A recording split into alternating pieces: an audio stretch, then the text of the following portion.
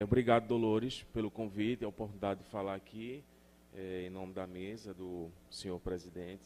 Também cumprimento toda a mesa, todos os demais presentes. Dolores me pediu para complementar a fala dela, que já foi tão louvável e já nos deixou cientes do processo transparente, honesto e democrático que aconteceu aqui em Limoeiro. De antemão, elogio a participação da cidade na LPG, na Lei Paulo Gustavo. Eu participei de outros tantos municípios, estive presente em tantos outros municípios acompanhando a legislação, e Limoeiro certamente foi um dos lugares que viraram referência para a gente no que se diz respeito à aplicação dessa legislação. O Ministério da Cultura voltou, e com o MINC voltou também uma política pública de cultura ampla, nacional, com cerca de 10 bilhões de reais para ser executados apenas em 2023. Não à toa, em 2024 tem mais um montante de recursos gigante, e Dolores não falou, mas antes de ontem o município de Limoeiro já aprovou o PNAB, que é o Plano Nacional Aldir Blanc, que foi enviado por nós aqui e já foi aprovado. Então, já temos garantido o recurso do PNAB para 2024. Esse resultado saiu antes de ontem e, obviamente, que vai iniciar, a posteriori, uma grande discussão pública para executar esse recurso, visto que tem agora mais demanda. Não é Aldir Blanc 1, é Aldir Blanc 1 somada, né? Visto que a gente tem que atender às necessidades do Plano Nacional Cultura Viva.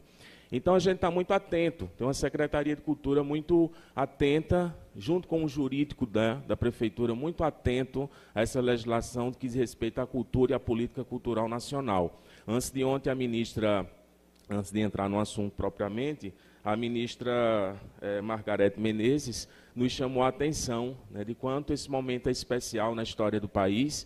Nunca houve um momento com essa grande quantidade de recursos e desse alcance, né, da política pública a nível nacional. Não à toa, em Pernambuco foi retomado o escritório estadual do Ministério da Cultura, e o coordenador desse escritório chama-se Nildo Mar, amigo nosso de Serra Talhada, lá do Museu do Cangaço, Cabras de Lampião, e que está em diálogo pleno em todo o território estadual para que a gente possa melhorar o nosso alcance da nossa política pública, né? Em relação à nossa comissão de avaliação, e Dolores me pediu para chamar a atenção sobre isso. O edital deixava claro que, inclusive foi publicado há 3 meses atrás, né, em setembro, no final de setembro, o edital deixava claro que a Secretaria de Cultura poderia indicar, né, pessoas com notório saber, ou poderia fazer um chamamento público para se selecionar. Então, foi indicado pessoas com notório saber, que eu vou apresentar um pouco do currículo, e isso foi feito através de uma portaria, né? Então, essa é uma informação pública. Eu queria chamar a atenção sobre as pessoas que compuseram essa equipe, né, e que fizeram um excelente trabalho em torno da análise dos projetos que foram apresentados. Um deles é o Elinildo Marinho de Lima, que é doutorando e mestre em Ciências da Informação pela UFPE, é especialista em gestão pública municipal pela Universidade Federal Rural, é especialista em gestão políticas culturais pelo Observatório do Itaú Cultural, produtor cultural com ampla experiência em cultura imaterial, patrimônio cultural e museus, foi técnico da coordenação de patrimônio material da Fundarp, atuou na coordenação de fomento e a coordenação de políticas culturais da Prefeitura de Jaboatão, foi conselheiro de preservação do patrimônio cultural de Pernambuco e membro-presidente do Conselho de Políticas Culturais de Jaboatão, tendo forte experiência como parecerista em editais do Brasil inteiro. Por sinal, nesse momento, é um dos avaliadores dos editais da Lei Paulo Gustavo, da cidade de Olinda. A outra pessoa que esteve conosco foi o senhor Givanildo Clebson Mendes Ferreira, também doutorando e mestre em antropologia pela UFPE, museólogo na UFPE, especialista em museus pela Fundagem, integrante do Núcleo de Etnicidade e Antropologia da Universidade, é produtor cultural com ampla experiência e trabalho desenvolvido em Pernambuco, assessorou a criação de diversos museus, como o Museu do Mamulengo de Glória de Goitá, Museu do Maracatu Marius Pereira, é museólogo mestre oficial do MUSP, que é o Museu da Universidade Federal de Pernambuco, e também é idealizador do Fórum de Museus Independentes de Pernambuco, foi vencedor do 6º Prêmio Ayrton de Carvalho de Preservação do Patrimônio Cultural aqui de Pernambuco. Então, a gente tinha 2 pessoas de alto quilate junto conosco nessa comissão, né? Junto com a minha presidência. Não é recomendável falar de si, né? Mas, assim, tem um pouco de experiência aí nos últimos 15, 18 anos em produção cultural. Viajei metade do país com espetáculos de teatro. Sou diretor de cultura em Vitória de Santo Antão. E a gente anda trabalhando bastante aí com esse assunto de política cultural nos últimos anos, tentando disseminar essa informação e dar importância de formar novos produtores culturais. Quando o Dolores apontou aqui as formações que aqui fizemos, raríssimas foram as cidades que tiveram a oportunidade de abrir um diálogo pleno, direto e permanente com os fazedores de cultura sobre essa política cultural chamada LPG. Nós fizemos, inclusive, aqui uma oficina de elaboração de projetos, com o pessoal com a caneta e papel na mão, discutindo o que é uma justificativa, o que é um objetivo geral. Como fazer um orçamento para a cultura? Essas informações básicas, onde grande maioria não tinha sequer um mínimo de reflexão, foi oferecido de maneira pública aqui pela Secretaria de Cultura de Limoeiro. Eu me senti muito honrado de ter esse momento de visão. Eu, como professor historiador, estava ali de novo numa sala de aula, mas dessa vez falando dos editais de Limoeiro e de como a gente poderia formar novos produtores. Eu acho que esse é o maior interesse, pelo menos é o meu grande interesse enquanto profissional da cultura, enquanto membro do Conselho Estadual de Política Cultural, é disseminar essa informação. A gente quer olhar para trás, depois da Lei Aldir Blanc I, LPG, PENAB, a gente quer olhar para trás e dizer, formamos novos produtores culturais capazes de acessar recursos do município, do Estado e da União. Agora, o governo do Estado operou nada mais, nada menos do que 100 milhões e 100 mil reais da Lei Paulo Gustavo. É muito recurso. Quando é que os nossos fazedores vão acessar também os recursos do Estado de Pernambuco? Faz parte do nosso dever enquanto secretaria, nosso, né? Enfim, prestando serviço à secretaria, faz parte do dever das secretarias de cultura falar sobre isso também. E a gente fez um momento especial de formação sobre os editais da Lei Paulo Gustavo do Estado de Pernambuco, fazendo com que os nossos fazedores de cultura também pudessem entender os editais do Estado, visto que a complexidade era bem maior. O Estado lançou 12 editais, né? Então a complexidade era maior e a gente prestou esse serviço aqui com muita tranquilidade. Eu queria seguir para outro assunto, que são os critérios de avaliação. Os editais, eles colocaram previamente quais eram os critérios de avaliação. E aí, nas minhas aulas, nos aulões, nas oficinas, o que eu dizia de mais importante, na minha experiência de produtor cultural, quando se abre um edital, a primeira coisa que a gente precisa analisar bem direitinho são os critérios de avaliação. Porque é ali que vai te ajudar a pontuar ou não o teu projeto, visto que essa política de editais não é perfeita, mas ela é bem melhor do que a política de balcão, né? Então, a política de editais, ela realmente quer ver a qualidade do que você apresenta. Então, no edital de audiovisual, a gente tinha critérios, tem critérios de avaliação, que a comissão, composta por nós, Elenilde, Givanildo e eu, avaliamos de maneira muito criteriosa, que foi a qualidade artística, a qualidade do teu projeto, qual é a relevância cultural dele. Grande maioria dos projetos obtiveram nota 10 aí. Tivemos grandes, bons projetos em Limoeiro, não tenho dúvida disso. É aquela coisa, né? Estou suplente, me parece que ser suplente é uma coisa fora do normal, tirei 0. Não, eu, por exemplo, Pablo, estou suplente em um edital do governo do Estado com nota 9.2. Né? Agora, tiveram projetos que estão na minha frente, são tão bons quanto eu, né? Então, tivemos mais critérios de avaliação no audiovisual, né? Que foi mais criterioso, porque o recurso era maior e a gente tinha uma prestação de contas a fazer. Existem projetos a serem executados. Então, a qualidade e a viabilidade técnica. O teu projeto tem consistência nas ideias e informações, ele coaduna com o teu orçamento. A grande maioria não, cerca de metade, tiveram uma nota reduzida nesse critério porque esqueceram, por exemplo, de se atentar aos critérios de acessibilidade. É lei. Então, se eu vou botar um projeto de 30 mil, 10% eu tenho que reverter para acessibilidade. Então, o pessoal esquecia, às vezes, de coadunar essa informação no orçamento. Critério. 3, visibilidade e repercussão. Ou seja, o que são contrapartidas sociais? O que é que a sociedade vai ganhar com a execução desse seu projeto? Esse seu documentário vai reverberar em quê? Essa sua oficina de audiovisual para estudantes da rede pública tem alcance? Realmente? São quantas pessoas que vão ser atingidas com esses 20 mil que você vai receber? Eu estou dando exemplos. Isso são contrapartidas sociais. Então, muita gente também precisa melhorar essa reflexão, vamos dizer assim, a respeito da contrapartida social, porque isso é muito relevante em todos os projetos.